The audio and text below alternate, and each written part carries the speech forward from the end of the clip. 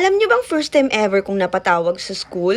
Sa mga bago po pala sa page ko, ako si Mami Rain, a solo parent to 3 boys whose dad grew a pair of wings way back 2019, and this is my solo parenting journey.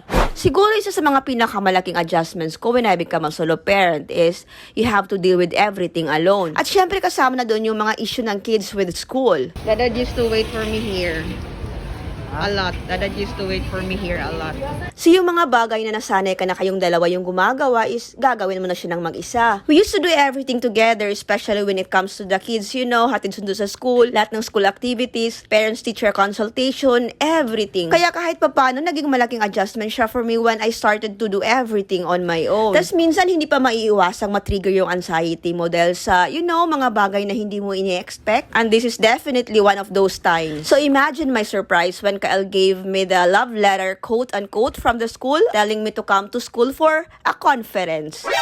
And my first reaction was, what have you done? Oh, no! As in talagang overthink malala agad. Ganun tayo paranoid. Pero kumalma naman ako nung sinabi niyang apparently he forgot to have his quizzes sign for the second time around. Bali, naka-second offense na siya. And somehow, that will lead to parent-teacher conference. So apparently, I was relieved to know that yun lang yung naging offense niya. Yun nga, nakalimutan niya magpasign ng quizzes niya sa akin for the second time around. Parang ang sabi ko pa nga, sa dami na pinapasign mo sa akin almost every night, may nakakalimutan ka pa pala sa lagay na yun.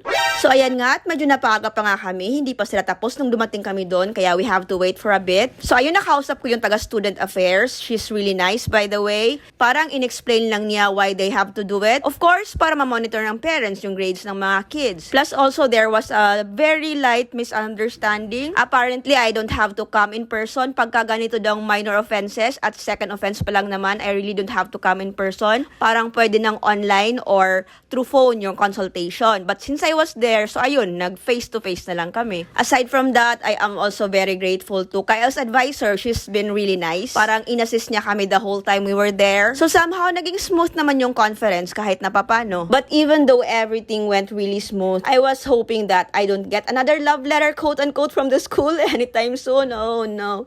It really triggers my anxiety. So, ayun lang. Lumabas na din kami agad ng campus after that. But anyway, kwento ko lang, this is where their daddy and I met during college. Bali, dito kami nagkita, dito kami, naging mag-boyfriend, girlfriend, everything. Ang dami naming memories sa school na to. Kaya very nostalgic talaga for me every time I come here. So, ayun lang. Thank you so much for watching our video. Please do us a favor and hit like, share, and subscribe. Follow. And of course, kita-kita sa mga vlog. Bye-bye!